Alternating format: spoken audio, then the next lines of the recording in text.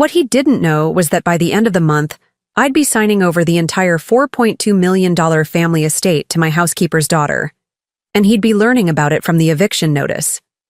Before we dive into this story, make sure to hit that like button, comment where you're watching from, and subscribe, because trust me, you're going to want to see how this wealthy family's greed led to the most satisfying inheritance reversal you've ever heard. This is about entitlement, respect, and what happens when you underestimate a 70-year-old woman who built everything you're trying to steal. So let me take you back to where this story really begins.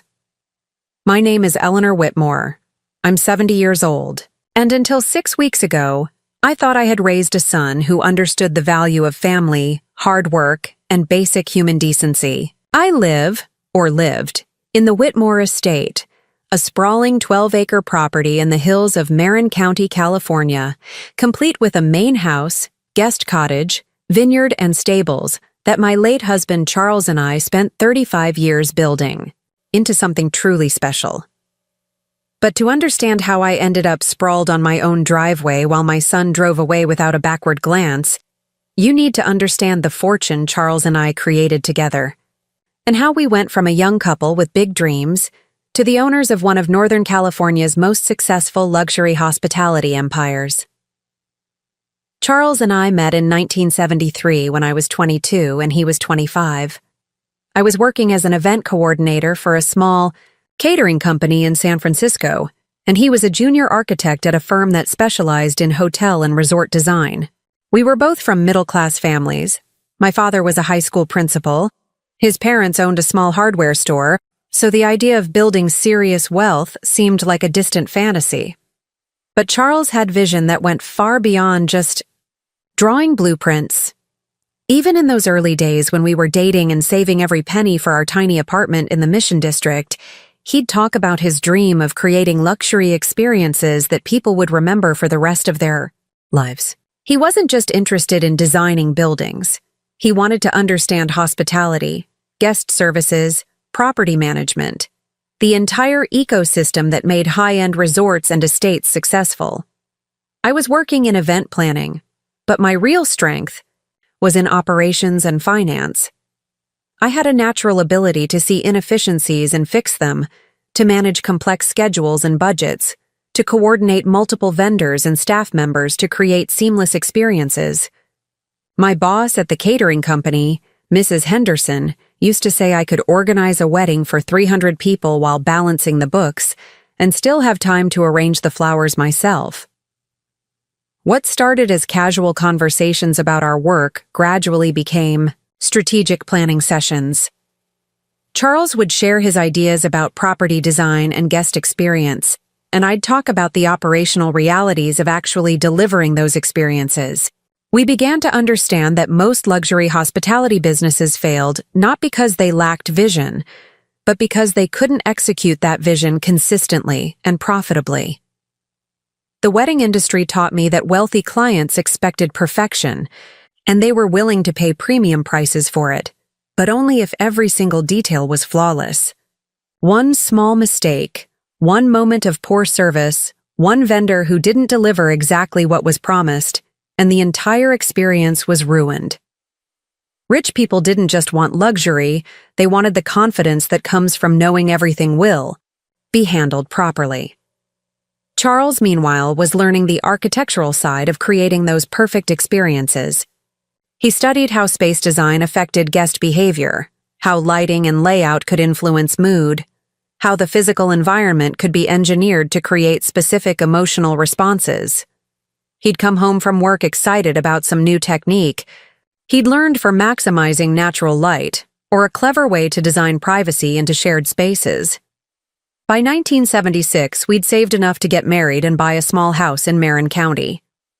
Charles had been promoted to senior architect and was working on several high-profile resort projects, while I'd moved to a larger events company that specialized in corporate retreats and luxury private parties.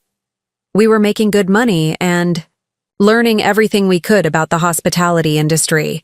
But more importantly, we were developing a shared vision of what truly exceptional hospitality looked like. We started hosting small dinner parties at our house, partly for fun, but partly as experiments in creating perfect guest experiences.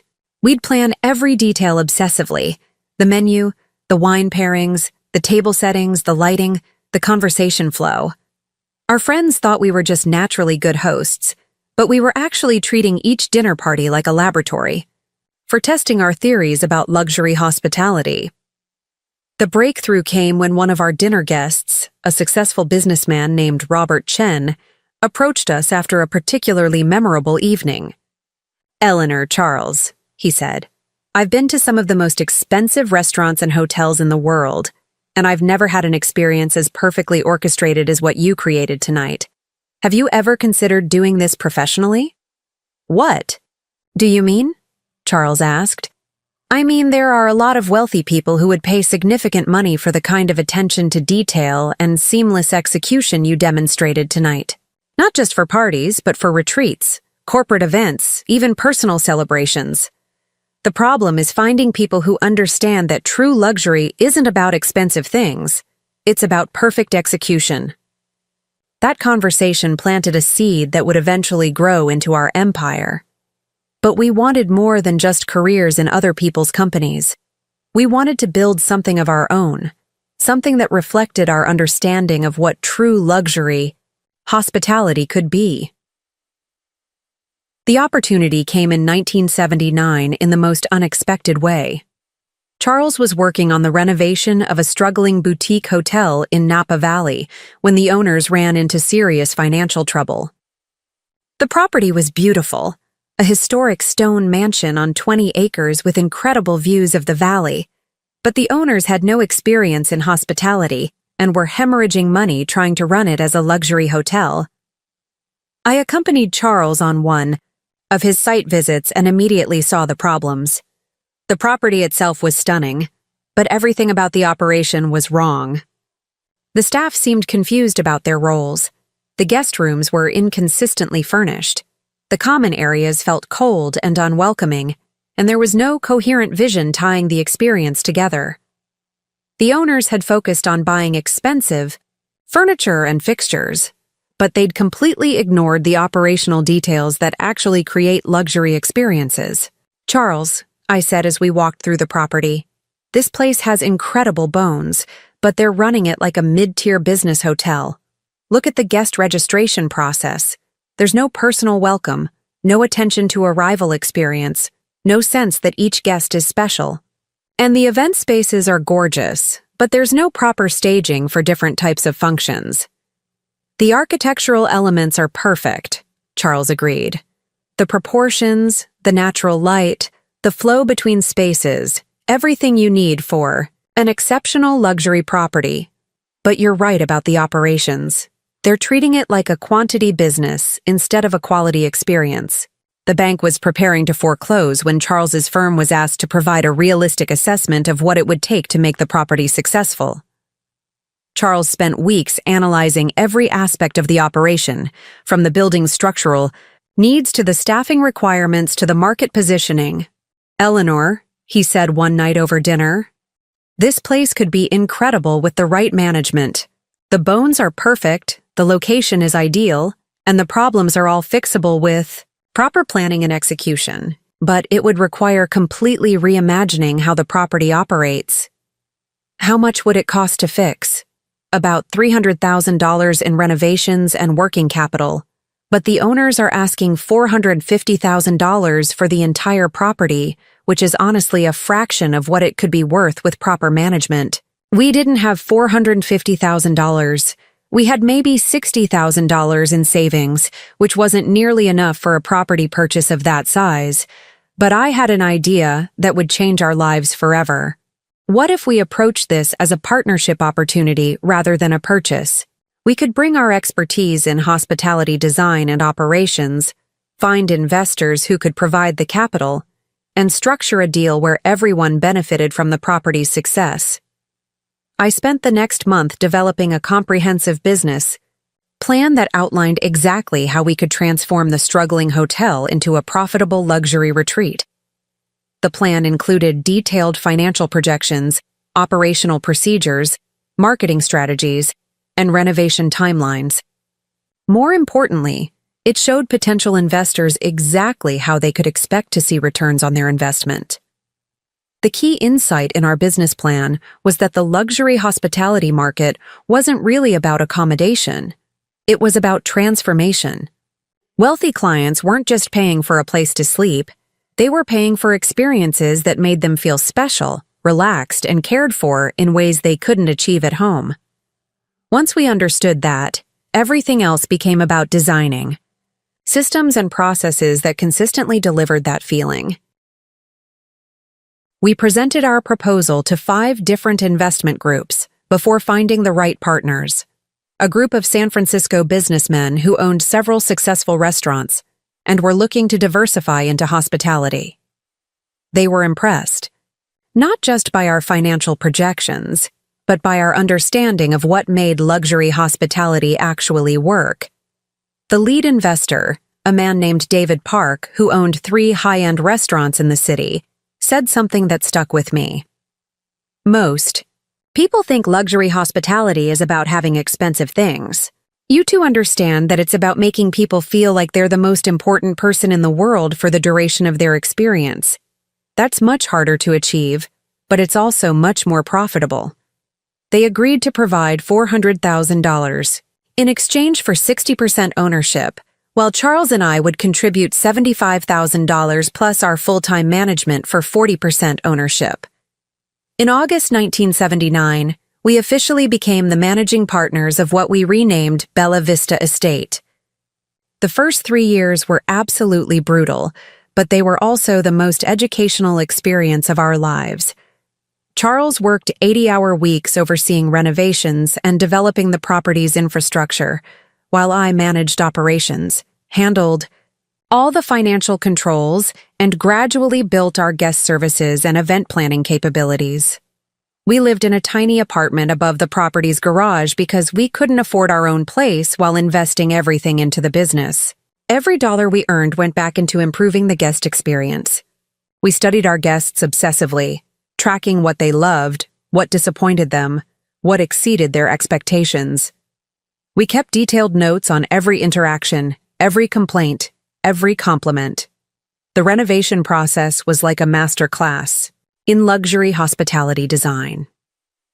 Charles worked with craftsmen to restore the historic details while incorporating modern amenities in ways that felt seamless and natural. I developed operational procedures for everything from guest check-in to room service delivery, always with the goal of making each interaction feel personal and effortless. We made mistakes, plenty of them. There was the weekend when our kitchen equipment failed during a high-profile corporate retreat, and I had to coordinate with 3 different restaurants to provide meals that met our standards. There was the time when a celebrity guest's specific dietary requirements weren't properly communicated to our staff, resulting in a very uncomfortable dinner service. There was the wedding where the bride's family had unrealistic expectations about what our staff could accommodate, leading to tension that nearly ruined the entire event. But each mistake taught us something valuable about managing expectations, building redundancy into our systems, and training staff to handle unexpected situations with grace and professionalism. Slowly, Bella Vista began to establish itself as one of Napa Valley's premier luxury retreat destinations. Our combination of Charles's design vision and my operational expertise created experiences that guests couldn't find anywhere else. We weren't just providing accommodation, we were creating memories. The breakthrough moment came in 1982 when a prominent San Francisco family chose Bella Vista for their daughter's wedding.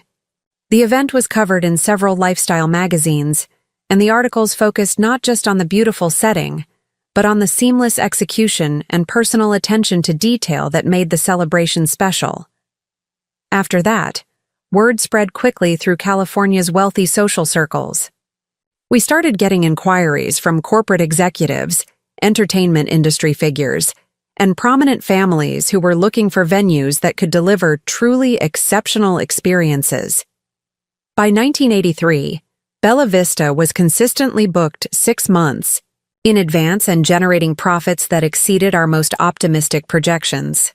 Our investor partners were thrilled with their returns, but more importantly, Charles and I had proven that we could successfully manage and grow a luxury hospitality business. That's when we started thinking about expansion. Over the next 15 years, Charles and I carefully built what became the Whitmore Hospitality Group. We found undervalued or struggling luxury properties, analyzed their potential, structured partnerships with investors, and applied our proven formula of exceptional design combined with flawless operations. Each new property taught us something different about the luxury hospitality market. The boutique hotel in Carmel showed us how to create intimate experiences in smaller spaces. The luxury ranch in Sonoma taught us about outdoor adventure tourism and wine country hospitality. The historic mansion in San Francisco that we converted to exclusive event space gave us expertise in urban luxury and corporate entertainment. But the most important lesson we learned was about the psychology of wealth. Truly rich people weren't impressed by obvious displays of luxury. They were impressed by thoughtful details, by staff who anticipated their needs, by experiences that couldn't be bought anywhere else. The goal wasn't to overwhelm them with opulence, but to make them feel understood and cared for. This understanding shaped every decision we made about our properties. Instead of focusing on the most expensive furnishings or flashiest amenities, we invested in training, systems, and details that created emotional connections with our guests. By 1998, we owned or managed 6 luxury properties throughout Northern California, each with its own character and specialty, but all reflecting our core philosophy about what true luxury hospitality meant. And then we decided to build our masterpiece, the Whitmore Estate in Marin County. The Whitmore Estate started as our personal residence, but Charles designed it to also function as the ultimate luxury retreat and event venue. He'd learned everything there was to know about creating perfect guest experiences, and he wanted to build a property that showcased all of that knowledge in one spectacular location. The main house was 8,000 square feet with 6-bedroom suites, each designed with a different theme and mood, but all featuring the same level of craftsmanship and attention to detail. There was a commercial-grade kitchen that could handle everything from intimate dinner parties to large corporate events. Multiple entertainment spaces flowed seamlessly into each other, creating natural gathering areas for different types of functions. But the real magic was in the outdoor spaces. Charles designed the grounds to include multiple distinct environments: formal gardens for elegant receptions, casual terraces for relaxed gatherings, a vineyard for wine-focused events, stables for guests who wanted horseback riding experiences, and an infinity pool area that seemed to blend into the San Francisco Bay views beyond.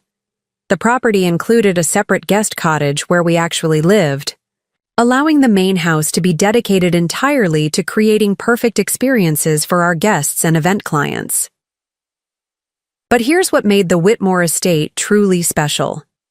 Charles and I had designed every aspect of it to showcase what we'd learned about creating perfect luxury experiences. It wasn't just our home, it was a living demonstration of our expertise, a place where we could host potential investors, entertain important clients, and prove that we understood luxury hospitality better than anyone. The estate became the crown, jewel of our empire, but it also became something more personal. It was the physical embodiment of everything Charles and I had built together, a testament to 30 years of shared dreams and hard work. By 2000, the Whitmore Hospitality Group was generating over $18 million in annual revenue. Charles and I had gone from middle-class dreamers to genuine wealth. But more importantly, we'd built something that reflected our values: attention to detail, respect for craftsmanship, and absolute commitment to exceeding expectations. We'd also created something that would last beyond our own lives. The properties we'd developed were generating consistent income, the systems we'd created were sustainable, and the reputation we'd built gave us access to opportunities that most people could only dream of. The key detail that would become crucial later was how we'd structured our business empire. While Charles was the public face of Whitmore Hospitality and handled most of the design and development decisions, I was the one who managed all the legal structures, financial arrangements, and ownership documentation. Most people, including our own children, saw Charles as the hotel guy, and me as his supportive wife who helped with the business side. The reality was more complex. While Charles was absolutely essential to our success, I was the one who held the legal ownership structure together. All the incorporation papers, property deeds, partnership agreements, and financial accounts listed me as the primary owner with Charles as the operating partner. We'd structured it that way on the advice of our lawyers and accountants, partly for tax reasons and partly because my background in operations and finance made me better equipped to handle the legal and financial complexities of managing multiple properties. When our children were growing up, Marcus, born in 1981, and his younger sister Victoria, born in 1984, they saw Dad as the creative visionary who designed beautiful spaces, and Mom as the woman who made sure everything ran smoothly, behind the scenes. They knew I was involved in the businesses, but they thought of it as support work rather than ownership. They'd grown up on the estate, surrounded by luxury and comfort, but they'd never really understood how that luxury was created or maintained. This perception became even more entrenched after Charles's first stroke in 2010. He was forced to step back from active management, and we hired professional managers to handle the day-to-day operations of our properties. Charles continued as the official figurehead of Whitmore Hospitality for public purposes, but I was running the empire behind the scenes. The children, now adults with their own lives and careers, saw this transition as Mom taking care of Dad's business interest while he recovered. They didn't understand that I'd been the actual owner all along. When Charles died in 2020 after a second stroke, the children naturally assumed that I'd inherited his hospitality business and would probably sell the properties to fund my retirement. Marcus, who had always shown some interest in the family legacy, approached me about potentially taking over the management of the estate and maybe buying some of the properties from me. What he didn't realize was that I wasn't inheriting anything.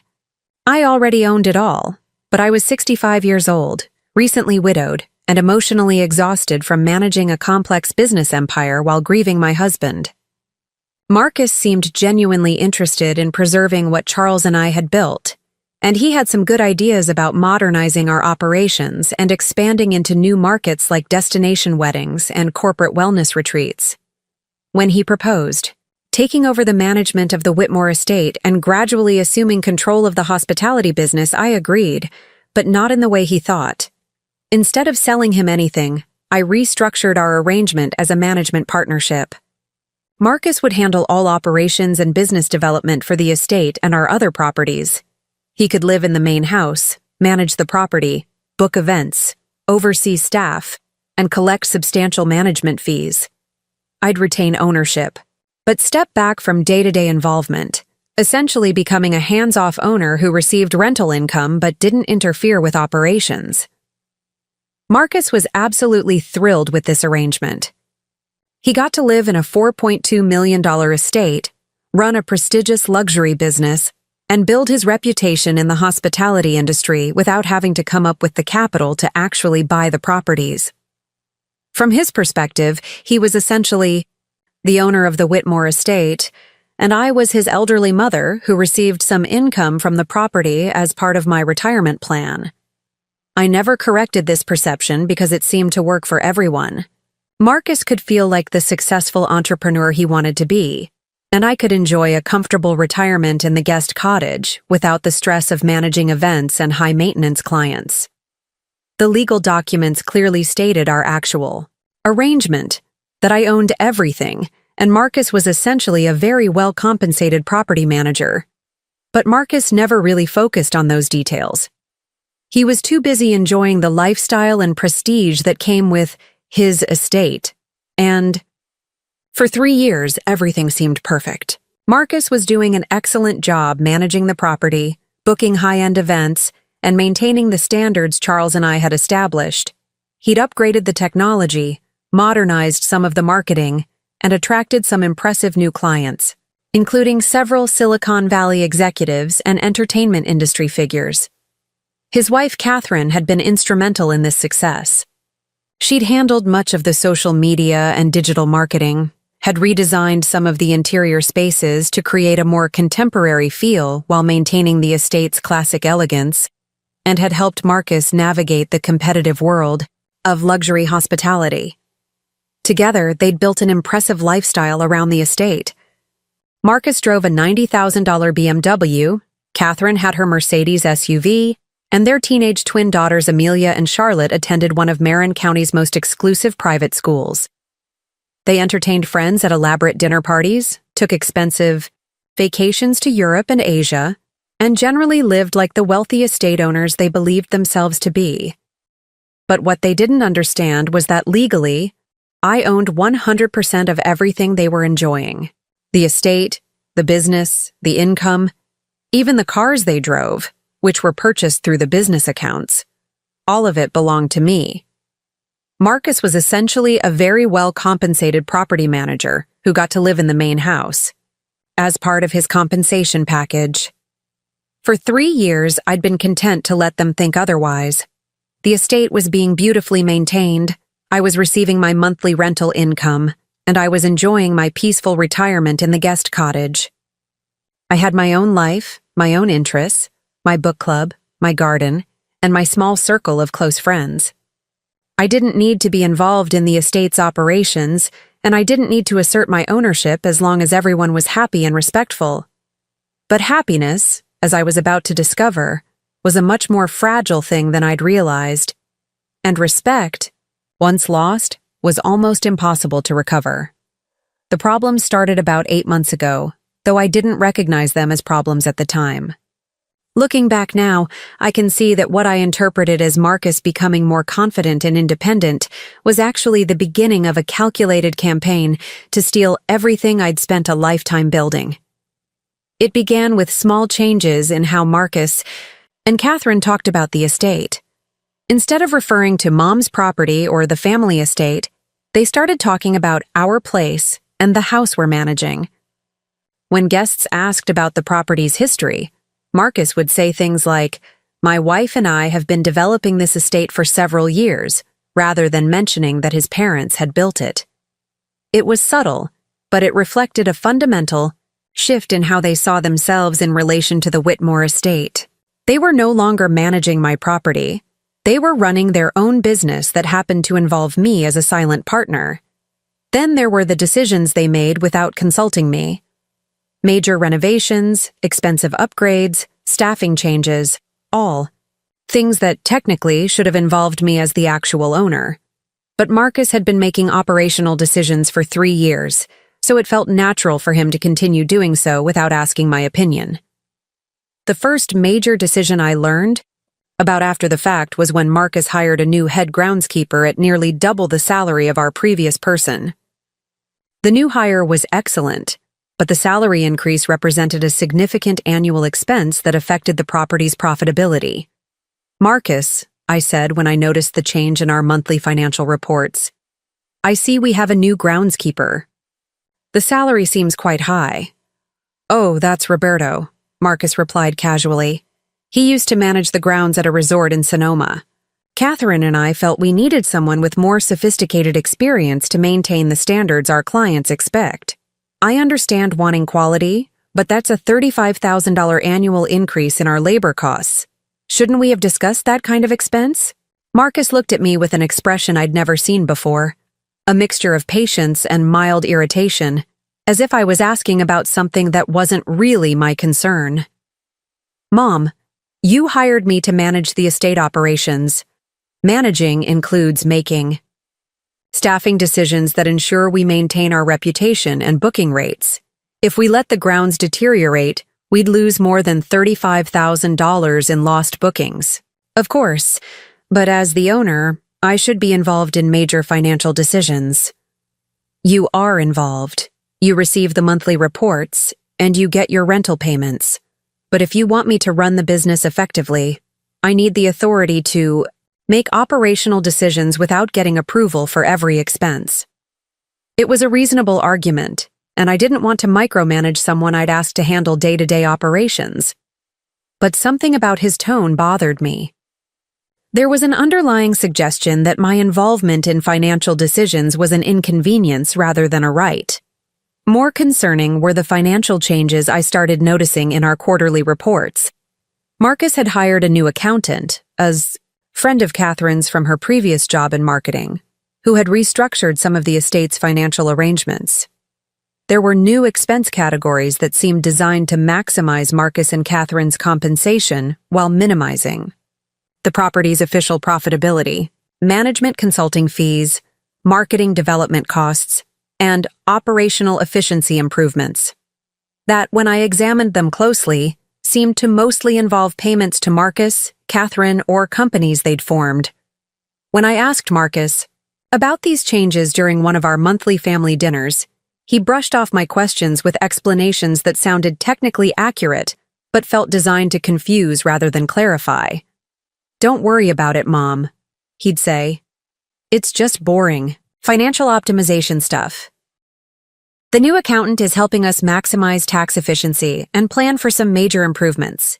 You're still getting your monthly payments, so there's nothing for you to be concerned about." But I'd been managing complex financial structures for 40 years. I understood boring financial optimization better than he realized, and some of the changes concerned me deeply. It looked like they were repositioning the estate's finances in ways that would make it appear less profitable on paper, while actually increasing the amount of money flowing to Marcus and Catherine personally. Even more troubling, some of the restructuring seemed designed to establish Marcus and Catherine as having made significant personal investments in the estate's improvement. There were records of loans they'd made to cover various upgrades, and equity investments they'd contributed for marketing and business development. If someone looked at the books without understanding the full context, it would appear that Marcus and Catherine had been funding the estate's growth and improvements with their own money, which could potentially give them claims to ownership beyond their management role. The situation escalated about 4 months ago when I received a call from our insurance company about changes to our liability coverage. "Mrs. Whitmore," the agent said, "I wanted to confirm the changes your son requested to the estate's insurance policies.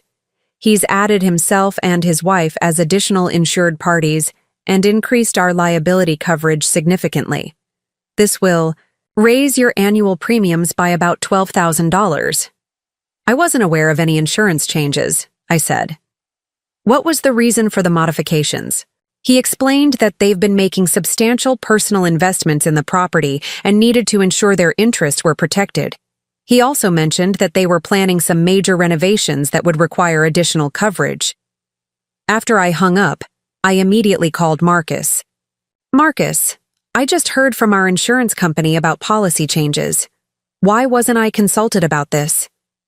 "Mom, it's just standard business practice when you have multiple parties with financial interests in a property. Catherine and I have been investing our own money into improvements and marketing, so we need to make sure we're protected if something happens." "What do you mean, you've been investing your own money?" "Well, we've been covering a lot of the marketing costs for the digital upgrades, and we paid for some of the furniture replacements in the guest suites. When you're putting your own capital into a business, you need appropriate insurance protection."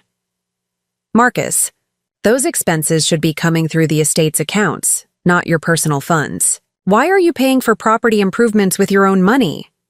"Because it was easier and faster than going through the formal expense approval process. But now our accountant is recommending that we formalize these investments for tax and liability purposes."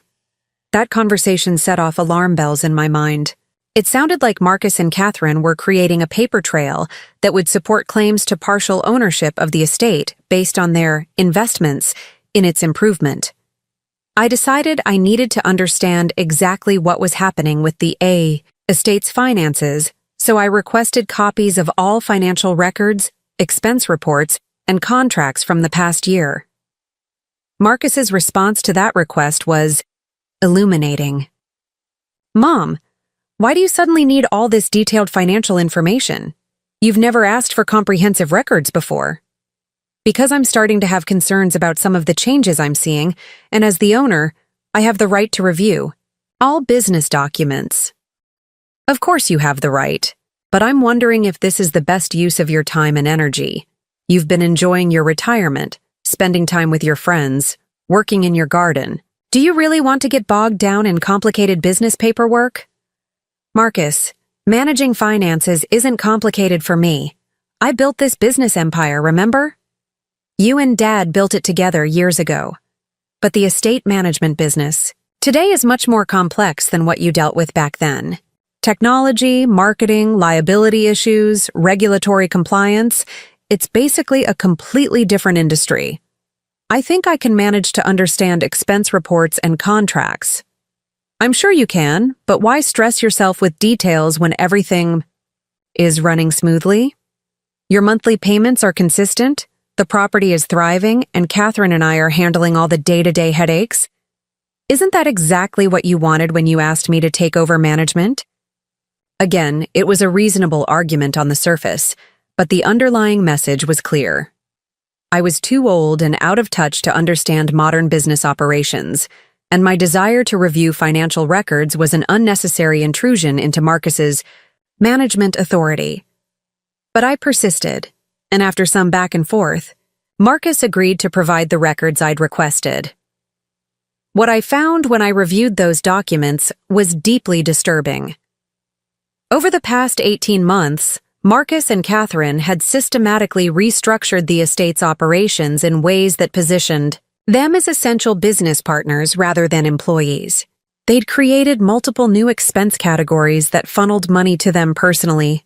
They'd established consulting agreements with companies they controlled, and they'd documented numerous investments they'd supposedly made in the property's improvement. Most concerning was a series of contracts with something called Marin Luxury Management LLC, a company that, when I researched it, turned out to be owned by Marcus and Catherine. The estate was paying this company substantial monthly fees for strategic consulting, marketing coordination, and operational optimization. Essentially, Marcus and Catherine had created their own company and then hired that company to provide services to my estate, allowing them to extract money beyond their management fees while making it appear that they were providing additional value through their external business. They'd also signed contracts with several vendors and service providers that included unusual clauses giving Marcus and Catherine personal guarantees and liability protections that went well beyond what would be normal for property managers. When I called our attorney, Patricia Stevens, to review these documents, her assessment was immediate and alarming. "Eleanor," she said after reviewing the contracts, "your son and daughter-in-law appear to be positioning themselves to make ownership claims on your property. These financial arrangements, the insurance changes, the vendor contracts, they're building a case that they've become essential business partners who have made substantial investments in the estate's success. Can they do that legally? It's complicated. Legally, you own the property outright, and their management agreement doesn't give them any ownership rights. But if they can demonstrate that they've made substantial personal investments in the property's improvement, and if they can show that the current success of the business is primarily due to their efforts and capital, they might be able to argue for some form of equity stake. Even though I never agreed to give them ownership?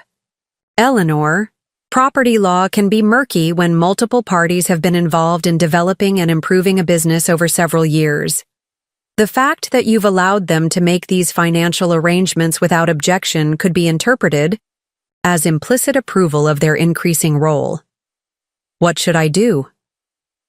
First, you need to have a direct conversation with Marcus about these arrangements and make it clear that you don't approve of the financial restructuring.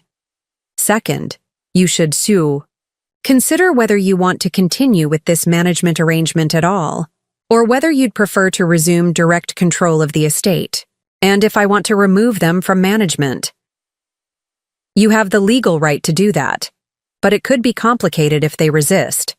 They might claim that removing them would damage the business they've built, or that they're entitled to compensation for their investments. That conversation with Patricia clarified something important.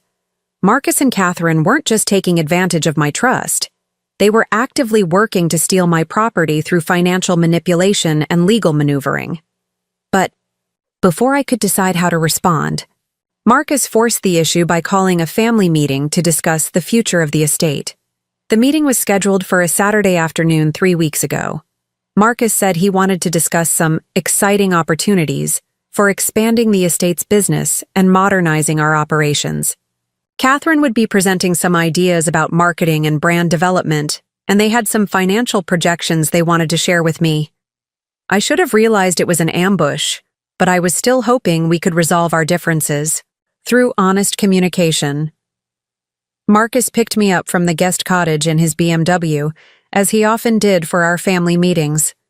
But instead of going to the main house as usual, he drove to a restaurant in Sausalito that overlooked the bay. I thought it would be nice to meet somewhere neutral, he explained, where we can focus on business planning without the distractions of the estate. The restaurant was expensive and exclusive, the kind of place where Marcus and Catherine often entertained their wealthy clients. We were seated at a private table with spectacular views, and the atmosphere seemed designed to emphasize the sophisticated lifestyle that Marcus believed he'd created for himself.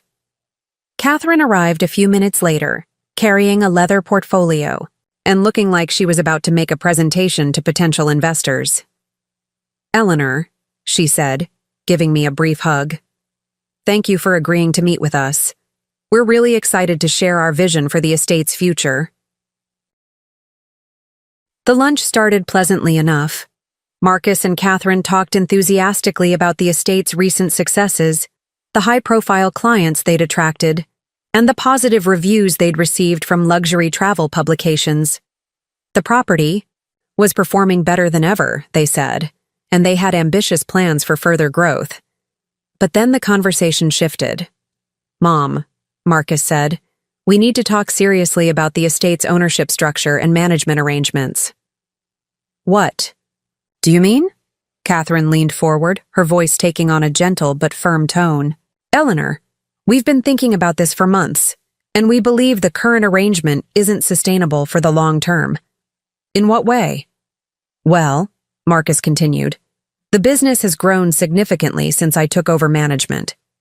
We're generating much higher revenues, we've attracted a more sophisticated clientele, and we've invested substantial personal resources into building the brand and improving the operations. That's wonderful. I'm proud of what you've accomplished. But the problem," Catherine said, "is that the current ownership structure doesn't reflect the reality of who's actually running the business and who's been investing in its growth." I felt a chill run down my spine. "What do you mean?" Marcus pulled out a folder and spread several documents across the table. "Mom, over the past 3 years, Catherine and I have invested over $200,000 of our own money into improving the estate and building the business. We've also committed our full-time efforts to making it successful, and we've taken significant personal risks to expand the operation."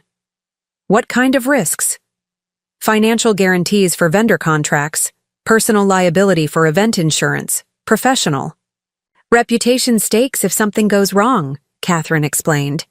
"When you're running a luxury hospitality business, your personal credibility is on the line with every event." "But that's what we pay you management fees for," I said. "Mom, the management fees we receive are reasonable compensation for our time, but they don't reflect the equity stake we've earned through our investments and the value we've created," Marcus said. "Equity stake?"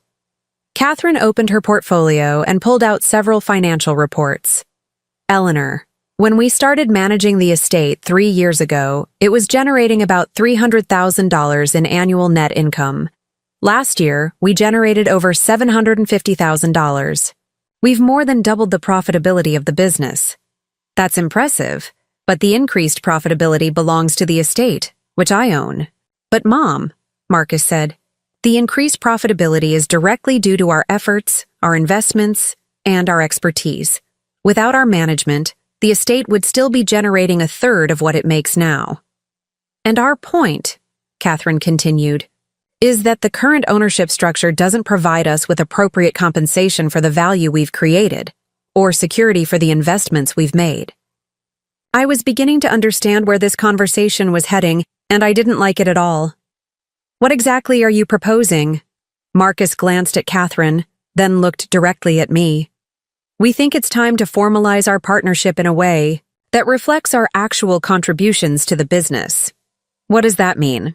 We're proposing to restructure the ownership so that you retain 51% of the estate, while Catherine and I receive 49% in recognition of our investments and management contributions.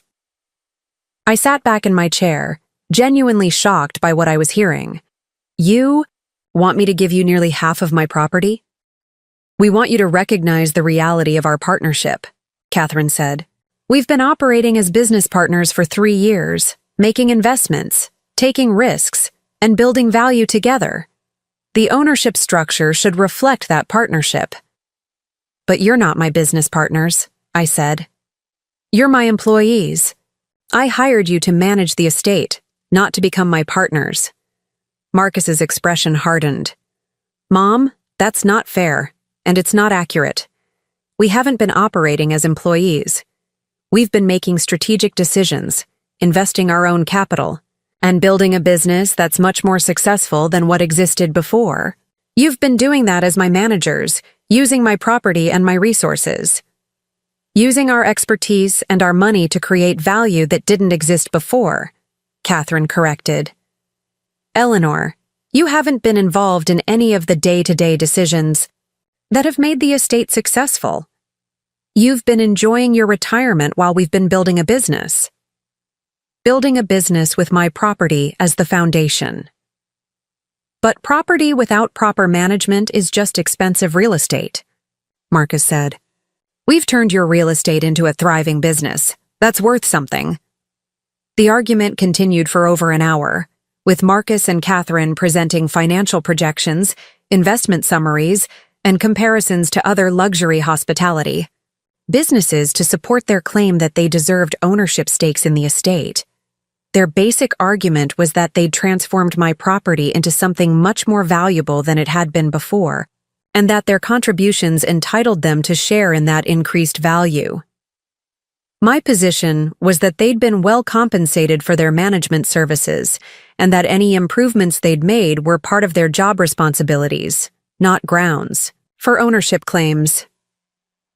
Look, Marcus said finally, we can argue about this all day, but the reality is that we need to resolve this ownership question if we want the business to continue growing. Why? Because we have opportunities for major expansion that require clear ownership structures, Catherine explained.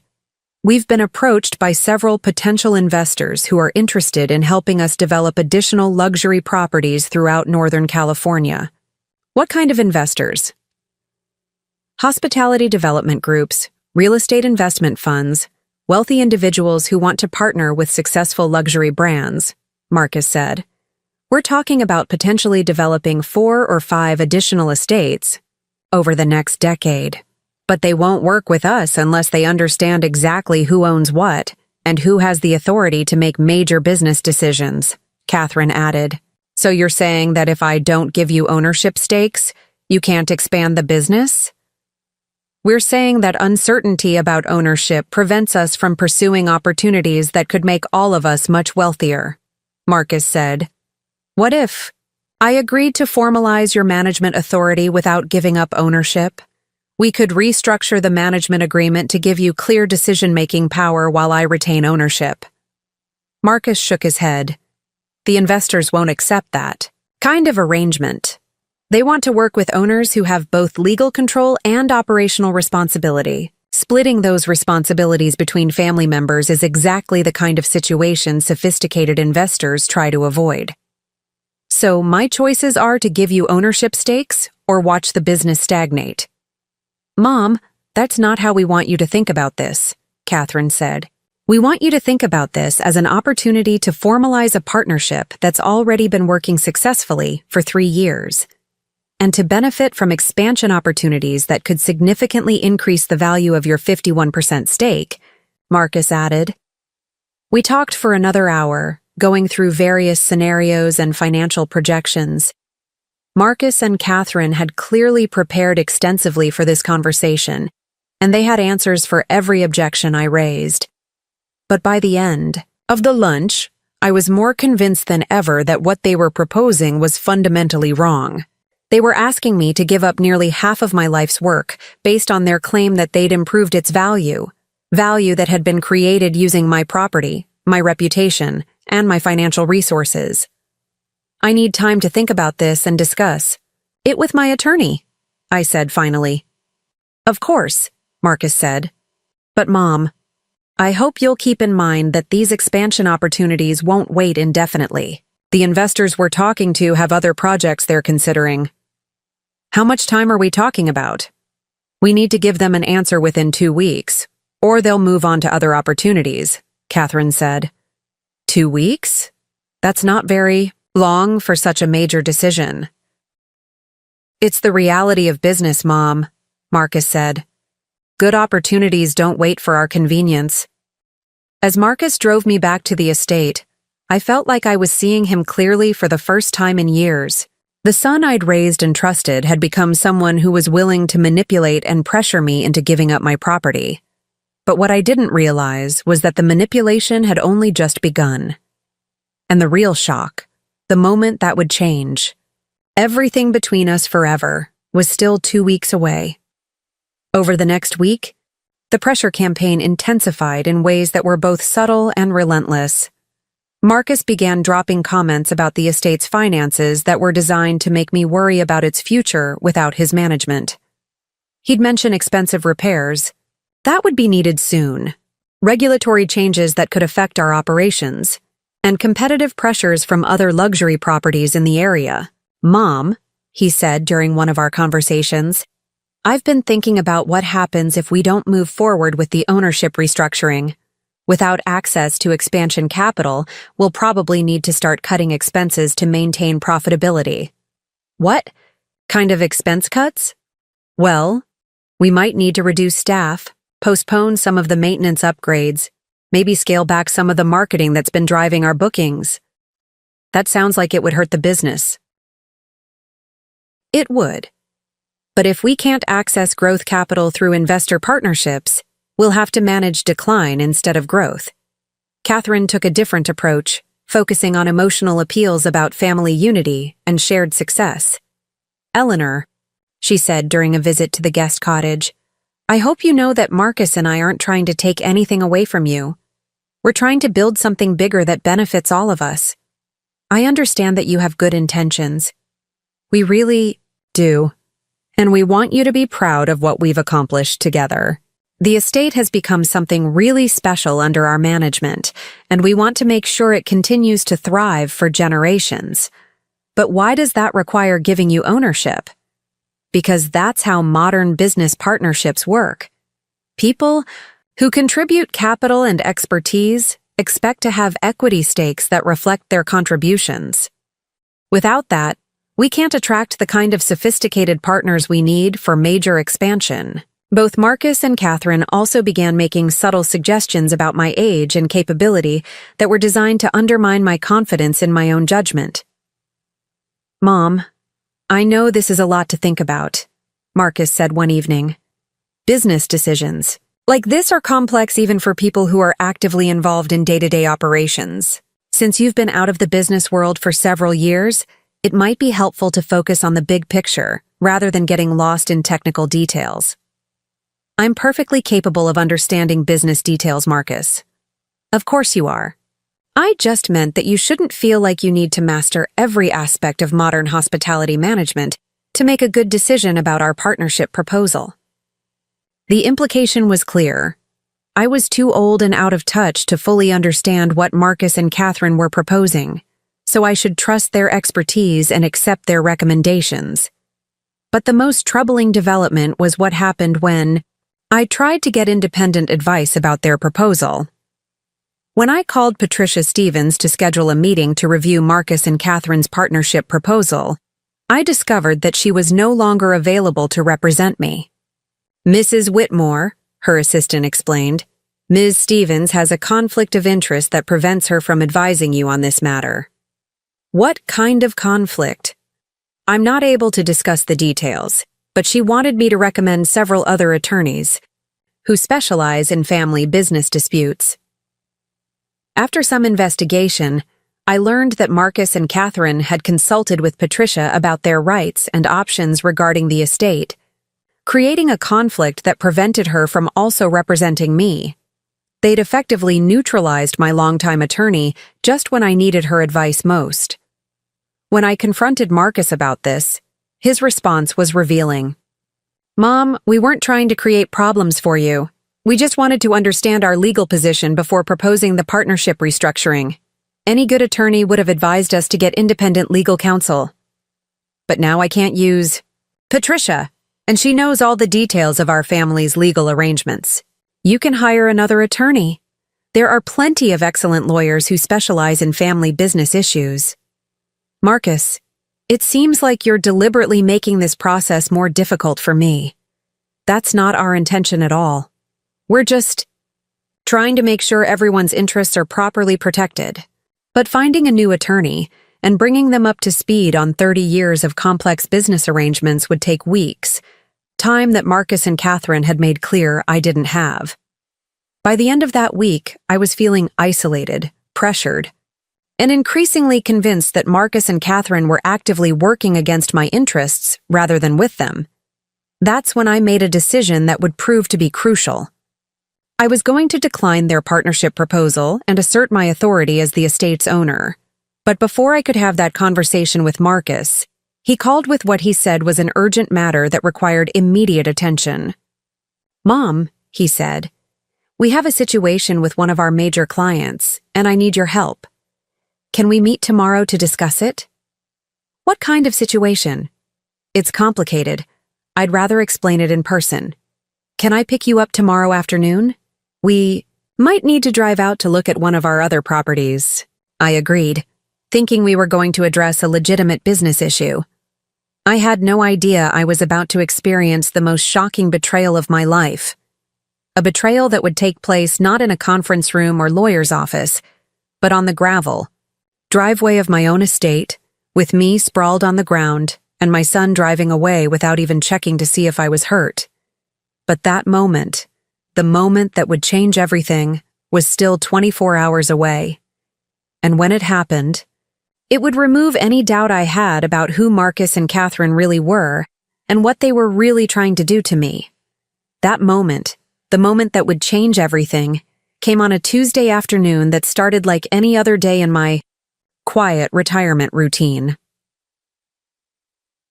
I was in the guest cottage, having my usual lunch of soup and salad while reading the San Francisco Chronicle when my phone rang. The caller ID showed Marcus's number, which wasn't unusual. He typically called me a couple times a week to discuss estate business or make plans for our family dinners. "Hi, Mom." His voice sounded urgent in a way that immediately put me on alert. "I hope I'm not interrupting your lunch." "Of course not. Sweetheart, what's going on? You sound stressed." "Actually, Mom, we have a significant situation that I need your help with, and it's fairly time-sensitive." "What kind of situation?" "It's about the Sonoma property. You remember the luxury ranch we've been managing for the Henderson family?" I did remember. It was one of the properties that had been part of our hospitality portfolio for over 15 years, though we'd sold our ownership stake to the Henderson family 5 years ago while retaining management responsibilities. "Of course. What's wrong?" "They're having serious financial problems and they're considering selling the property. But here's the thing. They've offered to sell it back to us first, at a significant discount from market value." "How significant?" "They're asking $2.8 million for a property that's probably worth $4 million in the current market. It's an incredible opportunity, but we'd need to move quickly because they have other interested buyers." "Marcus, that's a lot of money. Even at a discount, we'd need substantial financing to purchase a property like that. That's why I need to talk to you in person. I've been working with some financial advisors about structuring the purchase. And there are some options that could work really well for our family, but I need to explain the details and get your input." Can't we discuss it over the phone? Not really. There are documents I need to show you. Financial projections, property inspections reports. It's too complex for a phone conversation. All right. When did you want to meet? Actually, could we do it this afternoon? I know it's short notice, but the Hendersons need an answer by tomorrow morning, and I want to make sure we have enough time to review everything properly. I hesitated. Something about the urgency felt familiar and uncomfortable, reminiscent of the pressure tactics Marcus and Catherine had been using over the past 2 weeks. Marcus, this feels rushed. If it's such a good opportunity, why can't we take a few days to review it properly? Because the Hendersons are in a financial crisis and they need to close quickly. They've already had interest from a development company that wants to subdivide the land for housing. If we don't give them an answer tomorrow, they'll probably accept the developer's offer. And losing the property to development would be bad because it would eliminate one of the premier luxury hospitality properties in Sonoma County. And because it represents exactly the kind of expansion opportunity we've been talking about for the estate business. I felt that familiar chill of being pressured into making a major decision without adequate time to consider it properly. Marcus, I thought we agreed to put expansion plans on hold until we resolved the ownership structure questions. Mom, this isn't really expansion. This is preservation. We're talking about saving a property that's been part of our hospitality network for 15 years. But purchasing it would require a major financial commitment that I'm not sure I'm ready to make. That's why I need to show you the financial projections. I think you'll be surprised by how manageable the purchase could be, especially if we structure it properly. After some back and forth, I agreed to meet with him that afternoon, but I insisted that we meet at the estate rather than driving to some remote location. Actually, Mom, I was hoping we could drive out to look at the Sonoma property itself. It's important for you to see the current condition and understand what we'd be purchasing. Marcus, I'm familiar with the Henderson Ranch. I don't need to inspect it. But you haven't been there in over 2 years. There have been significant improvements, and there are also some maintenance issues that would affect our purchase decision. How long would this trip take? Maybe 3 hours total. We could drive out, spend an hour looking at the property, and reviewing the financials, then drive back. I could have you home by 6 o'clock. I was reluctant to spend 3 hours in a car reviewing a business opportunity that I was already skeptical about, but Marcus seemed genuinely concerned about the time pressure, and I didn't want to dismiss a potentially legitimate opportunity without proper consideration. All right. What time should we leave? Could we go around 2 p.m.? That would give us enough time to review everything thoroughly and still get back before dinner. Fine. I'll be ready at 2. Thanks, Mom. I really appreciate your willingness to consider this opportunity. I think it could be a great addition to our portfolio. After he hung up, I sat in my kitchen for a long time, staring at my phone and trying to shake the uneasy feeling that something about the conversation hadn't felt right. Maybe it was the urgency, another major business decision that supposedly required immediate action. Maybe it was the way Marcus had dismissed my suggestion that we meet at the estate. Or maybe it was the fact that this opportunity had emerged just 2 weeks after Marcus and Catherine had pressured me to give up nearly half my ownership of the Whitmore estate. But I also knew that unexpected opportunities were a normal part of the real estate and hospitality business. And Marcus was my son. If he was asking for my help with a legitimate business decision, of course I wanted to support him. At 2 p.m., I was waiting on the guest cottage porch when Marcus pulled up in his BMW. I gathered my purse and walking cane and headed toward the car. But something felt different about his demeanor. Instead of getting out to help me with the door as he usually did, he remained in the driver's seat and gave me a brief wave. I made my way to the passenger side and opened the door. Marcus was on his phone, having what sounded like an intense conversation. "No, that's not acceptable," he was saying. "We discussed this timeline weeks ago, and now you're telling me there are additional requirements?" I settled into the passenger seat and waited for him to finish his call. But the conversation continued for several more minutes. From what I could overhear, It sounded like he was dealing with some kind of contractor or vendor dispute. Finally, he ended the call and turned to me with an expression of frustration. "Sorry about that, Mom. We're dealing with some complicated vendor issues for the estate's winter maintenance. Is everything all right?" "It will be, just the usual challenges of managing multiple properties and keeping all the contractors on schedule." He started the car and we began driving toward the estate's main entrance. But instead of turning left toward the highway that would take us to Sonoma, Marcus turned right and drove deeper into the estate grounds. "Marcus, where are we going? This isn't the way to Sonoma." "I want to show you something first. There's been some damage to the back vineyard area that I want you to see before we discuss the Henderson property purchase." "What kind of damage?" "Some erosion issues from the winter storms. It's going to require significant restoration work that could affect our budget for other investments." We drove along the estate's private road toward the vineyard and event areas that were furthest from both the main house and my guest cottage. This part of the property was beautiful but isolated, surrounded by hills and trees that blocked the view from the main buildings. Marcus parked near a grove of oak trees and got out of the car. I remained in the passenger seat, since he hadn't indicated that I needed to get out to see whatever damage he wanted to show me. But then Marcus walked around to my side of the car and opened the passenger door. "You need to see this erosion damage, up close to understand how extensive it is," he said. I reluctantly got out of the car, using my cane for stability on the uneven ground. Marcus led me toward what appeared to be a small slope, where winter rains had indeed created some erosion. "See how the water has carved away the soil here?" he said, pointing to an area where the ground had been washed out. "The whole hillside could become unstable if we don't address this soon." I examined the erosion, which looked like normal wear from seasonal weather rather than anything catastrophic.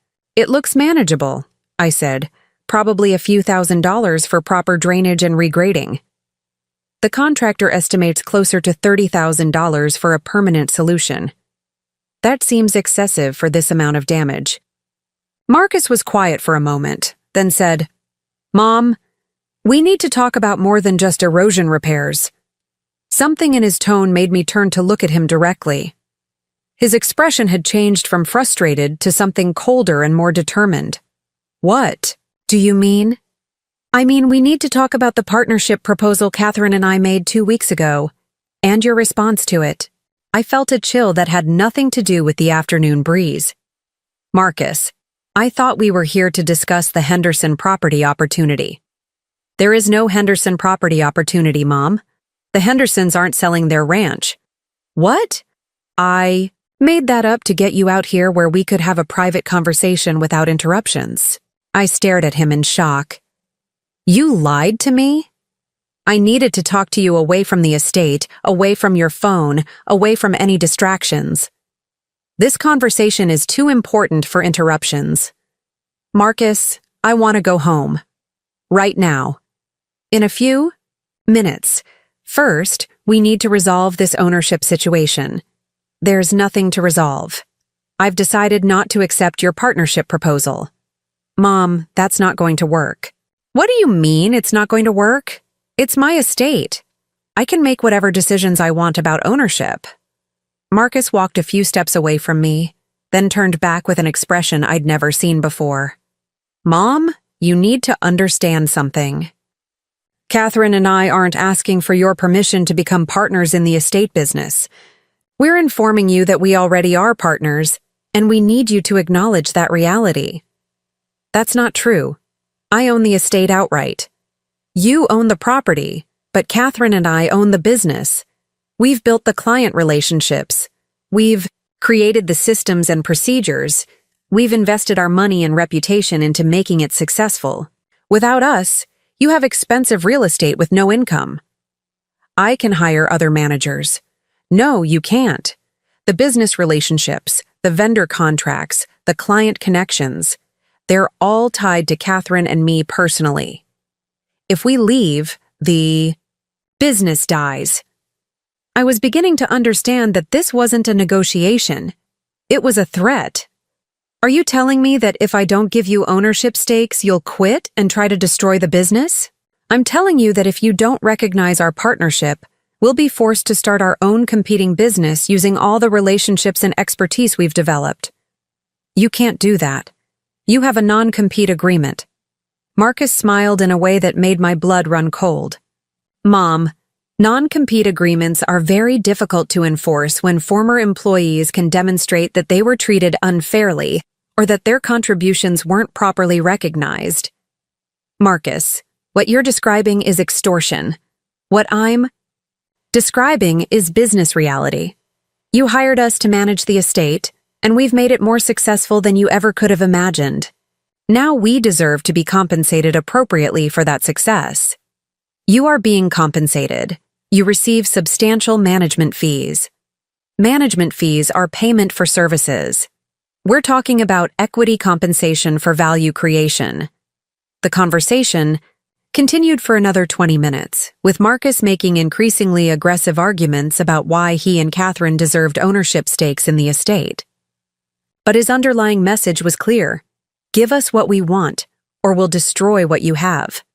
I was standing in an isolated part of my own property, being threatened by my own son, and beginning to realize that the family I thought I had was gone. Forever. Marcus, I want to go home now. Mom, you're not listening to what I'm trying to tell you. I'm listening perfectly well. You're trying to steal my property by threatening to destroy it if I don't cooperate. I'm trying to save your property by offering you a partnership with the people who actually know how to run it successfully. Take me home, Marcus. This conversation is over. Marcus stared at me for a long moment, then shook his head. Fine.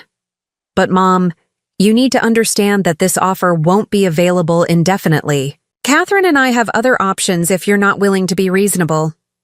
We walked back to the car in tense silence.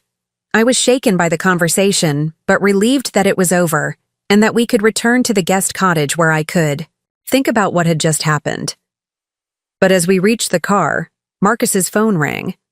He answered it with a curt, "Hello," and immediately launched into what sounded like an angry conversation. What do you mean they're threatening to cancel? We've had that contract for 3 months. No, that's completely unacceptable. Look, I'll deal with this myself. Don't agree to anything until I get there. He hung up and turned to me with an expression of extreme frustration. Mom, I have to deal with an emergency situation. One of our major event clients is threatening to cancel their contract because of some miscommunication with our catering coordinator. Can't it wait until we get back to the estate? No, it can't. This is a $75,000 event that could turn into a lawsuit if I don't handle it immediately. I need to drive to San Francisco right now. Then drop me off at the cottage first. Mom, I don't have time. The meeting is in 45 minutes and it'll take me an hour to get there from here. Marcus, you can't just leave me here. I don't have a way to get back to the cottage. You can walk. It's less than a mile through the vineyard path. I stared at him in disbelief. Marcus, I'm 70 years old and I use a cane. I can't walk a mile on uneven ground. Mom, this is an emergency. I'll be back in 3 hours to pick you up. 3 hours? I'm not waiting 3 hours in the middle of a vineyard? Then call someone to come get you. My phone doesn't get good reception out here. Marcus looked genuinely torn between his supposed emergency and leaving me stranded. But after a moment, his expression hardened with decision. Mom, I'm sorry, but I have to handle this crisis. You'll be fine. Worst case, you can walk slowly and rest along the way. Marcus, you cannot leave me here. But he was already getting back into the driver's seat. I'll try to get back as soon as possible, he said through the open car door, and then he started the engine. I was standing next to the passenger door, leaning on my cane, when I realized he was actually planning to drive away and leave me alone. In the middle of the estate property. Marcus, wait! I reached for the passenger door handle, trying to get back into the car, but Marcus had already started to drive forward. The door was still open, and I was trying to get in, when the car lurched ahead more quickly than I'd expected. I lost my balance, my cane went flying, and I fell hard onto the gravel, scraping my hands and jarring my hip as I hit the ground. Looked up to see Marcus's BMW driving away, the passenger door swinging shut as he accelerated down the estate road. He didn't stop. He didn't look back. He didn't even slow down to see if I was hurt. I lay there on the gravel for several minutes, stunned by what had just happened. My son had lured me to an isolated location under false pretenses, threatened me when I wouldn't give him my property, and then literally drove away while I was trying to get into his car, leaving me injured and stranded. When I finally managed to get to my feet and retrieve my cane, I stood alone in the vineyard, looking at the dust cloud from Marcus's car disappearing toward the estate's main road. That's when I realized that the son I'd raised and loved and trusted was gone. In his place was someone who saw me not as his mother, but as an obstacle to getting what he wanted. Someone who was willing to physically abandon me to get his way. Someone who had just made the biggest mistake of his life. Because what Marcus didn't understand, as he drove away feeling satisfied with his power play, was that I wasn't just some helpless old woman he could intimidate and manipulate. Was a woman who had spent 40 years learning how to fight for what was mine, and I was about to teach him exactly what happened when you underestimated someone who had nothing left to lose. But first, I had to get home. The walk back to the guest cottage took me almost 2 hours. The vineyard path was uneven and difficult to navigate with a cane, especially after the jarring fall that had left my hip aching and my hands scraped raw. I had to stop and rest every few hundred yards, sitting on stone walls or leaning against fence posts while I caught my breath and gathered the strength to continue. During that slow, painful walk, I had plenty of time to think about what had just happened and what it meant for my relationship with Marcus and Catherine. This wasn't just a family disagreement that had gotten out of hand. This was a calculated act of cruelty designed to break my spirit and force me into submission. Marcus had lied to get me to an isolated location, threatened me when I refused to cooperate, and then abandoned me when his threats didn't work. He'd counted on me being too old, too fragile, and too dependent to fight back effectively. He was wrong on all 3 counts. By the time I reached the guest cottage, it was nearly 6 p.m. I was exhausted, sore, and emotionally devastated. But I was also more determined than I'd ever been in my life. I wasn't going to be a victim of my son's greed and manipulation. I was going to fight back with every resource at my disposal, and I was going to win. I spent that evening on the phone, making calls that would change everything. The first call was to a locksmith, asking them to come out first thing in the morning to change all the locks on the estate property, including the main house, guest cottage, and all outbuildings. The second call was to the estate's security company, instructing them to remove Marcus and Catherine's access codes and to install additional security cameras covering all entrances to the property. The third call was to a new attorney, someone Marcus and Catherine had never met and couldn't influence. But the most important call was to someone Marcus had never paid attention to, someone he'd probably forgotten even existed, someone who was about to become the most important person in this whole story. "Maria?" I said when she answered her phone. "It's Eleanor. I know it's late, but I need to ask you something important. Is your daughter Isabella still in law school?" Maria Gonzalez had been my housekeeper for 12 years. She was intelligent, hardworking, and absolutely devoted to her daughter Isabella, who was in her final year at Stanford Law School. Isabella had grown up helping her mother clean houses and working multiple part-time jobs to pay for her education. "Yes, Mrs. Whitmore. She graduates in June. Why do you ask?" "Because I want to offer her something that could change her life forever." "What do you mean?" "Maria, I want to offer Isabella a full partnership in the Whitmore estate. Not just a job, actual ownership. If she's willing to help me with a legal matter, I'm prepared to give her half of everything I own." The silence on the other end of the line was so long that I thought the call had dropped. "Mrs. Whitmore," Maria said finally, "I don't understand." "I'll explain everything tomorrow. But Maria, I want you to know that your daughter has worked harder and shown more integrity than most people I've known.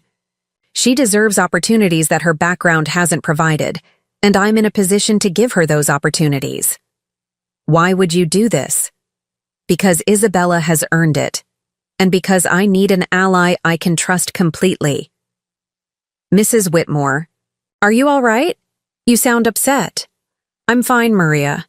But Marcus and Catherine have shown me who they really are, and I need to protect myself and my property from people who are trying to steal what I've spent a lifetime building." We talked for another 20 minutes, with me explaining some of what had happened and what I was planning to do about it. Maria was shocked by Marcus's behavior, but not entirely surprised. "Mrs. Whitmore," she said, "I've seen how they talk about you when they think no one is listening. They don't speak about you with respect." "What do you mean?" "They talk about you like you're a burden they have to manage, rather than the owner of the property. Senora Catherine especially, she talks about the house like it belongs to her. Have you seen them going through my personal papers or financial documents?" "Yes, many times.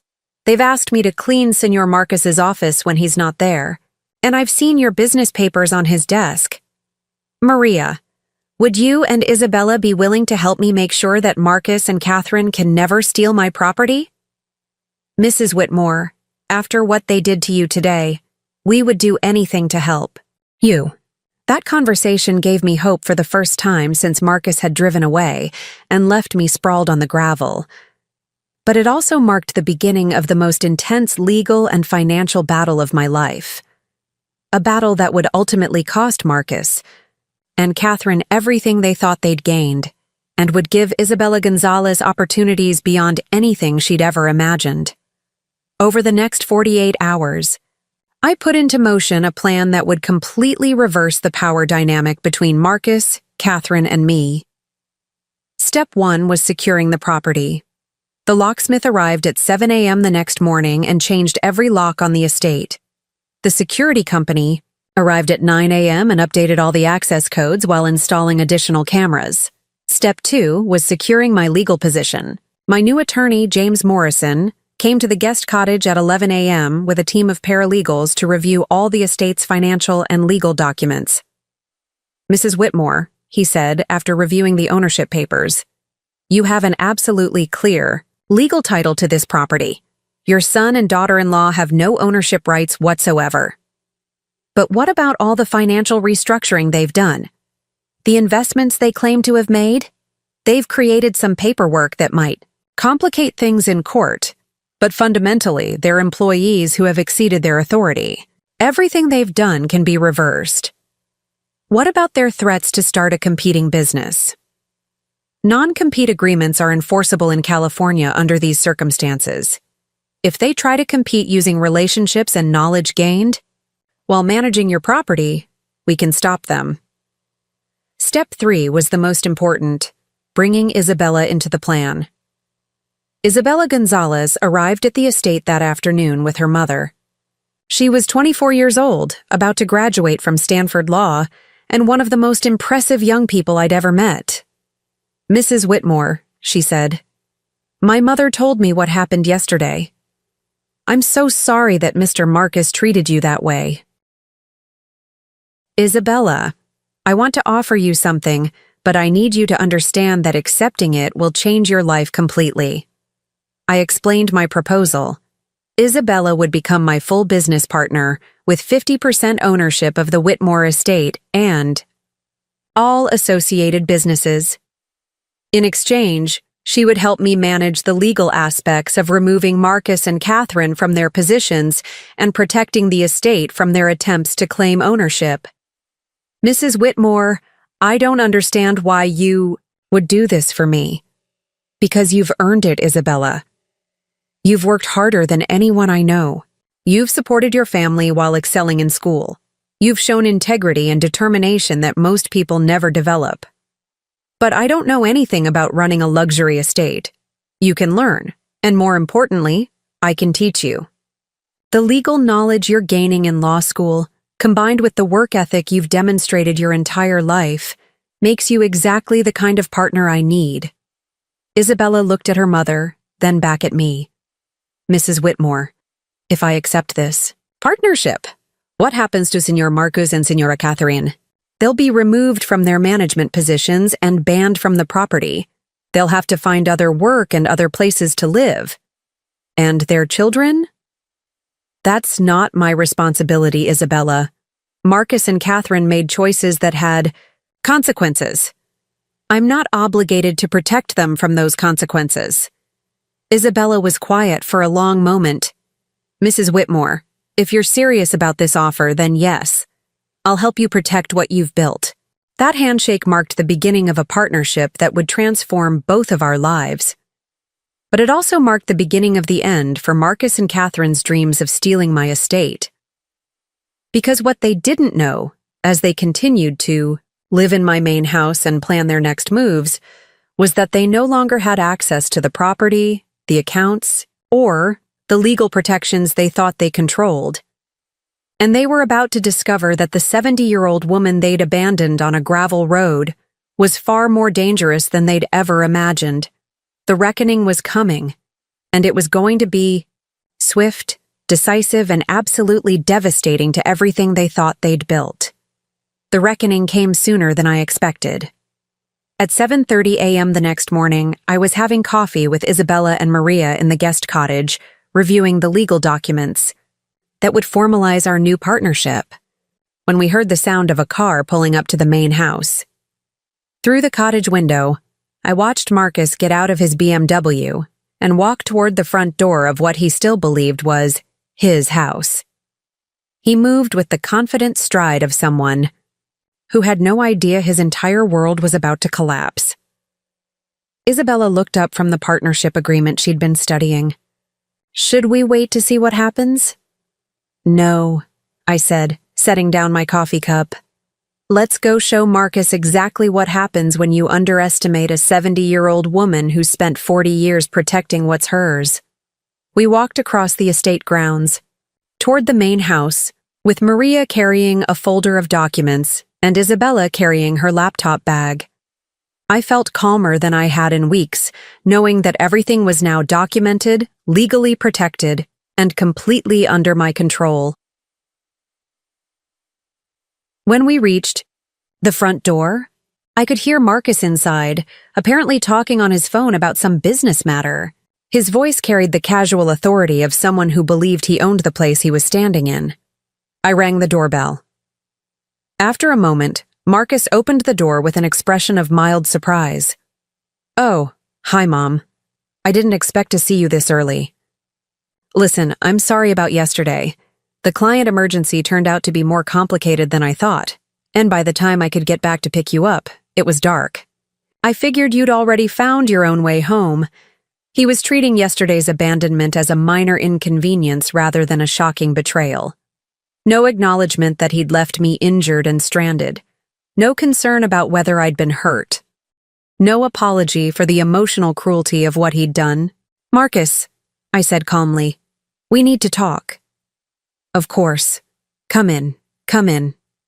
He stepped aside, then noticed Isabella and Maria. Oh, hello, Maria. And this must be your daughter. Congratulations on law school graduation. Thank you, Isabella said, politely. Marcus led us into the main living room, the beautiful space that Charles had designed for entertaining and that I'd paid for with 40 years of hard work. Marcus settled into one of the leather chairs with the casual ownership of someone who belonged there. So, he said, what did you want to talk about? If this is about the partnership proposal, I hope you've had time to think it over and reconsider. Actually, Marcus, I have reconsidered, and I've made some decisions. That's great, Mom. I was hoping you'd realize that our proposal really is the best solution for everyone. My decision, I continued, is that you and Catherine are terminated from all management positions with the Whitmore estate, effective immediately. Marcus stared at me for a moment, then laughed. Mom, you can't be serious. I'm completely serious. You're fired, Marcus. Both of you. Mom, we've been through this. You can't run this estate without us.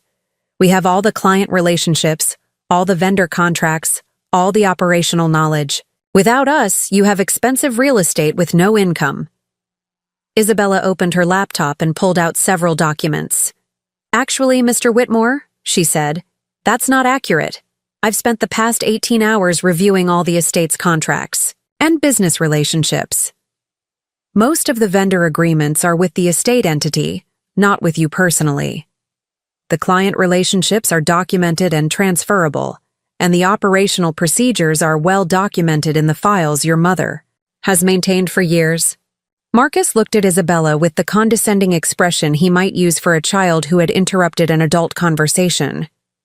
I'm sorry, but who are you to be reviewing estate business documents? I'm Isabella Gonzalez, and as of this morning, I'm your mother's business partner and co-owner of the Whitmore estate. The silence that followed was so complete that I could hear the grandfather clock ticking in the hallway. What? Marcus said finally. I've transferred 50% ownership of the estate to Isabella, I explained. She's now my equal partner in all business. Operations! Marcus stood up abruptly, his face flushing with anger. That's impossible. You can't just give away half of a multi-million-dollar property. Actually, I can, Isabella said, pulling out the legal documents.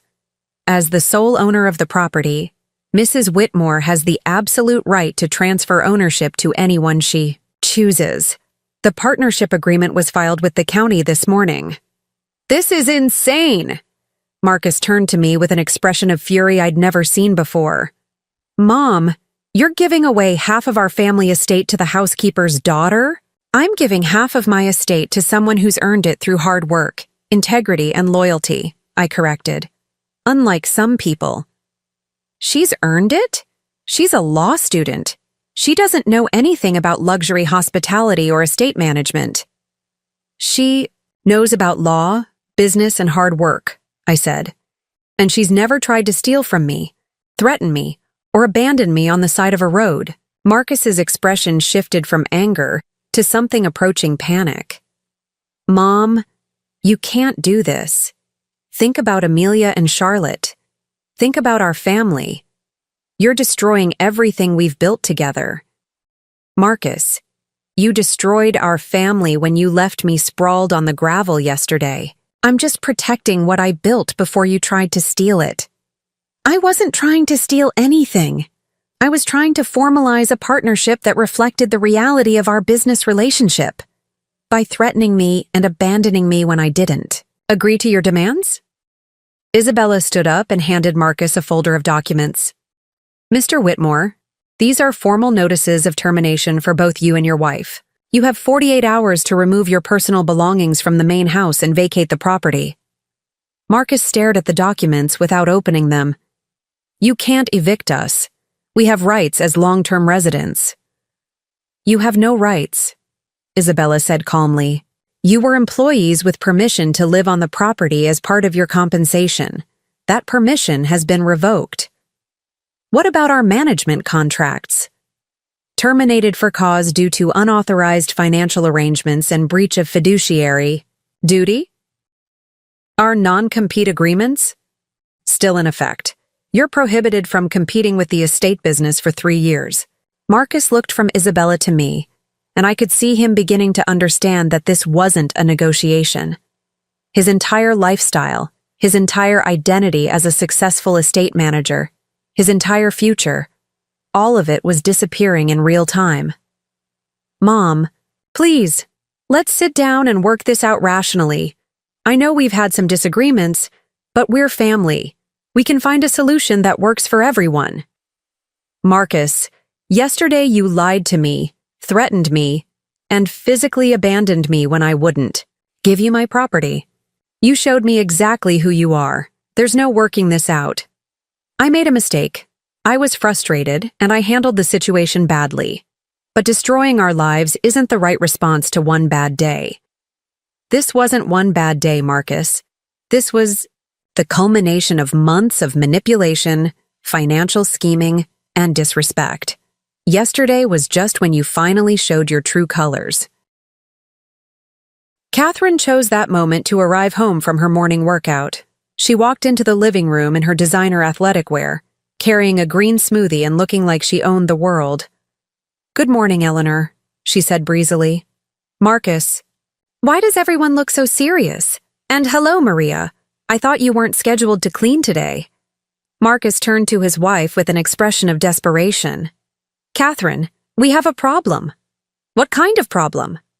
"Mom has fired us and given half the estate to the housekeeper's daughter." Catherine stared at him for a moment, then laughed. "That's ridiculous. She can't do that." Isabella handed Catherine her own folder of termination documents. "Mrs. Whitmore, I'm Isabella Gonzalez, and actually, she can do that, and she has done that. You and your husband have 48 hours to vacate the property." Catherine opened the folder and quickly scanned the legal documents. As she read, her expression changed from amused dismissal to confusion to something approaching genuine fear. "This can't be legal," she said finally. "It's completely legal," Isabella replied. "I graduated from Stanford Law School yesterday. These documents were prepared by one of San Francisco's top estate attorneys and filed with all appropriate agencies this morning. But we've invested thousands of dollars of our own money into this property." "You've invested money into improvements for property you don't own, without the owner's authorization. That was your choice. We have contracts, agreements, legal protections. You have employment agreements that have been terminated for cause. All other arrangements were unauthorized and are therefore void." Catherine turned to me with an expression of genuine panic. "Eleanor, this is crazy. You can't throw us out of our home with 2 days' notice. We have children. We have responsibilities. We have nowhere to go." "Catherine, this was never your home. This is my property, and you were allowed to live here as employees. That arrangement has ended. But where will we live? How will we support ourselves? You're destroying our entire lives. You should have thought about that before you tried to steal my business. We weren't stealing anything. We were trying to create a fair partnership. You were trying to pressure me into giving you ownership of property you hadn't earned through threats and manipulation. When that didn't work, Marcus abandoned me on a dirt road. Those were your choices. And these are the consequences."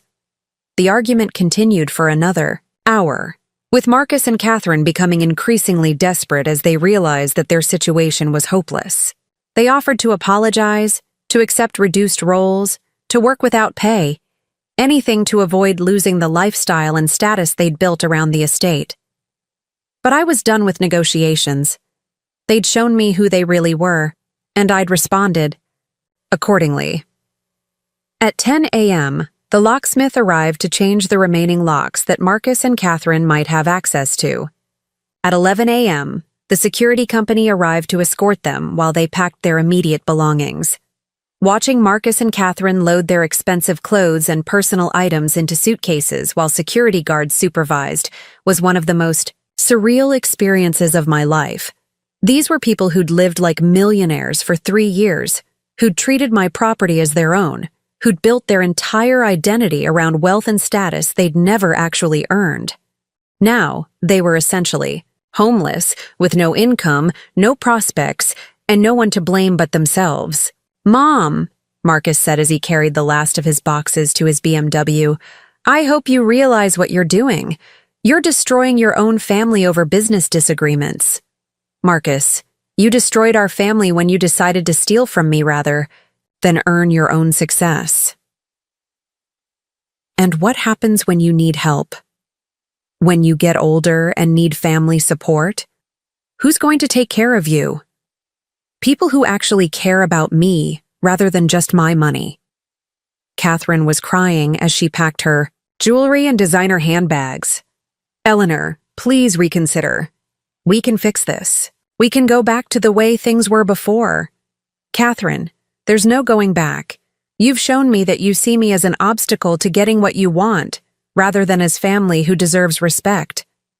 What about Amelia and Charlotte? How do I explain to them that their grandmother threw them out of their home?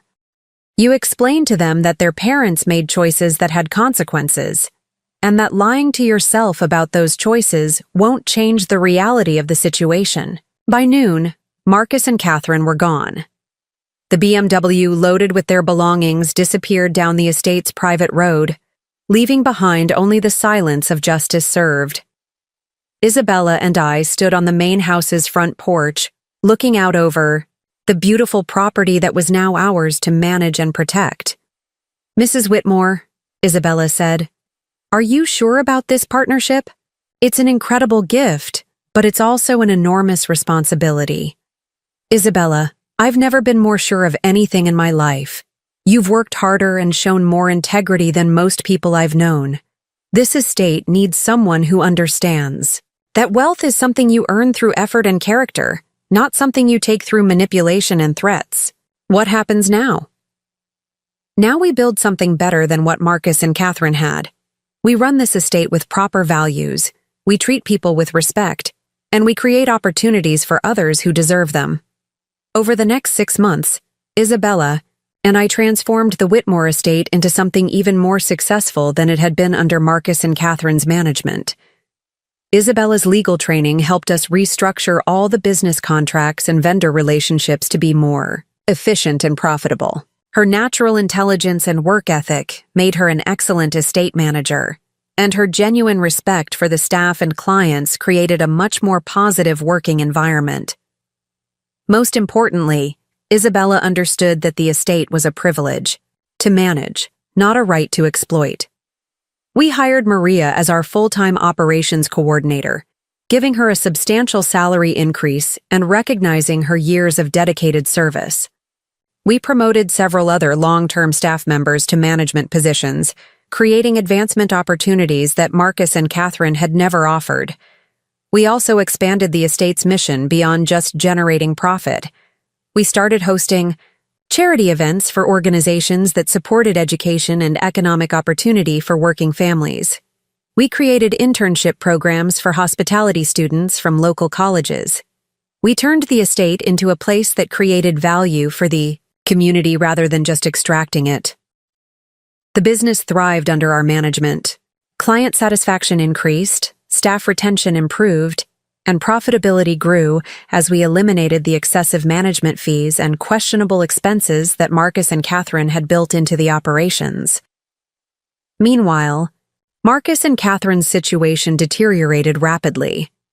Without the estate management income that had supported their lifestyle, they were forced to move into a small apartment in San Rafael. Marcus found work as an assistant manager at a mid-level hotel, earning about a quarter of what he'd been making at the estate. Catherine took a part-time job in event planning for a local catering company. Their expensive cars were repossessed. Amelia and Charlotte had to transfer from their exclusive private school to public school. The designer clothes, the luxury vacations, the sophisticated social life, all of it disappeared as they struggled to adjust to living within their actual means. Most painfully for them, they had to watch the estate's continued success from a distance, knowing that the business they'd thought they owned was thriving without them. 6 months after the eviction, Marcus called me one last time. "Mom," he said, "I know you probably don't want to hear from me, but I needed to tell you something." "What is it, Marcus?" "We lost the apartment. Catherine and I are getting divorced. The girls are going to live with Catherine's parents in Arizona. I'm sorry to hear that your marriage didn't survive." "Mom, we lost everything. Our home, our income, our family, our future, all because of one bad conversation. Marcus, you lost everything because you tried to steal my business and then abandoned me when I wouldn't cooperate. Those were your choices. I know I made mistakes, but the punishment has been way out of proportion to what I did wrong. Marcus, do you understand what you did to me? You lied to me, threatened me, and left me injured and stranded because I wouldn't give you my property. That wasn't a mistake. That was a calculated act of cruelty. And you responded by destroying our entire lives. I responded by protecting myself from people who were trying to victimize me. The damage to your lives was the natural consequence of your own actions. Do you feel any guilt about what happened to us? I thought about that. Questioned for a long moment. Marcus, I feel sad that you became someone capable of doing what you did to me. I feel disappointed that the values I tried to teach you didn't take hold. But I don't feel guilty about protecting myself from your attempts to steal what I'd worked 40 years to build. And there's no possibility of reconciliation? No chance of working things out for the sake of family? Marcus, reconciliation would require you to acknowledge what you did wrong and demonstrate genuine change in your character. As long as you continue to see yourself as the victim in this situation, there's nothing to reconcile. What if I did acknowledge it? What if I admitted that I was wrong and apologized? Then we might be able to have a relationship someday. But it would never again involve you having access to my business or my property. So I'd have to accept being permanently cut off from the family wealth. Marcus, there is no family wealth. There's my wealth, which I earned through decades of hard work. You're not entitled to it just because you're my son. That was the last conversation we ever had. A year after the eviction, Isabella graduated from law school and passed the California bar exam. She decided to practice law part-time while continuing to manage the estate, creating a career that combined her legal training with her business skills.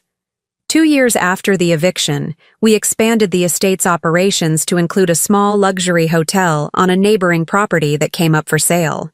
Isabella handled all the legal aspects of the acquisition and development, while I provided guidance on hospitality operations. 3 years after the eviction, Isabella married a fellow attorney she'd met during law school.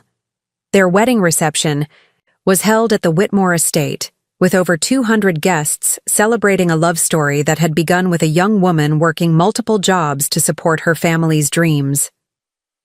5 years after the eviction, Isabella and her husband had their first child, a daughter they named Elena, in honor of the opportunities that started with our partnership. Today, 7 years after Marcus drove away and left me on that gravel road, the Whitmore estate is more successful than it's ever been. Isabella has become one of Marin County's most respected young business leaders, and our partnership has created opportunities for dozens of families who needed a chance to build better lives. We never hear from Marcus or Catherine anymore. According to social media posts I occasionally see, Marcus eventually found steady work in hotel management in Phoenix, where he lives modestly, but apparently peacefully. Catherine remarried and moved to Colorado. Amelia and Charlotte are both in college now, funded by scholarships and student loans rather than family wealth. I don't take any satisfaction in their struggles, but I don't regret the choices I made to protect myself and my life's work. Because sometimes, the most important lesson you can teach someone is that actions have consequences, especially when those actions involve betraying the people who love you. And sometimes, the best revenge isn't about destroying your enemies. It's about building something better with people who actually deserve your trust and support. The young woman who used to clean my house now owns half of a multi-million-dollar estate. The Zai son who tried to steal my business now manages other people's hotels for hourly wages. That reversal of fortune didn't happen by accident. It happened because one person understood that success comes from hard work and integrity, while the other person believed that success could be taken through manipulation and threats. Isabella earned everything she received by demonstrating the values that Marcus and Catherine abandoned. And in the end, that's exactly how it should be. What Marcus didn't know, when he drove away from that gravel road 7 years ago, was that he wasn't just abandoning his mother. He was abandoning his inheritance, his future, and his place in a family that valued character over convenience. What he also didn't know was that his 70-year-old mother would respond to his betrayal not with helpless tears, but with strategic action that would teach him the most expensive lesson of his life. The lesson that you don't steal from someone who spent 40 years learning how to protect what's theirs. The lesson that family isn't about blood, it's about respect. loyalty, and shared values, and the lesson that sometimes the most devastating revenge is simply refusing to be a victim. I gave my estate to someone more deserving, and I've never regretted it for a single day. The end epilogue, if you're wondering. What you would have done in my situation? Ask yourself this. How far would you go to protect what you'd spent a lifetime building? And how much would you be willing to sacrifice to teach someone that their actions have consequences? Let me know in the comments what you think about Isabella's incredible transformation and whether Marcus and Catherine got what they deserved. And if you enjoyed this story of family betrayal and ultimate justice, make sure to check out these other incredible tales of people who refused to be victims when their own families tried to take advantage of them. Remember to hit that like button, subscribe for more stories of justice served, and comment where you're watching from. Because trust me, there are more stories like this one coming that will restore your faith in the power of standing up for yourself, no matter what your age. Up next, you've got 2 more standout stories right on your screen.